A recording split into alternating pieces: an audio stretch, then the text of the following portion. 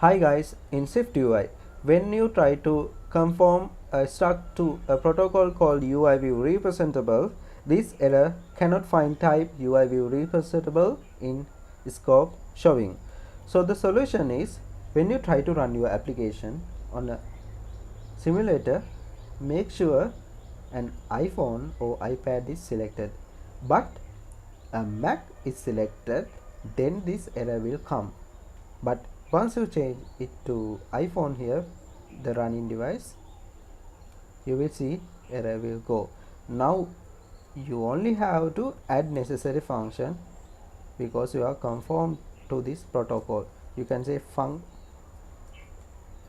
make UI view and func update UI view. Now you can do necessary code here. Okay, yeah, we have to return a view. You can customize that as you need. Okay,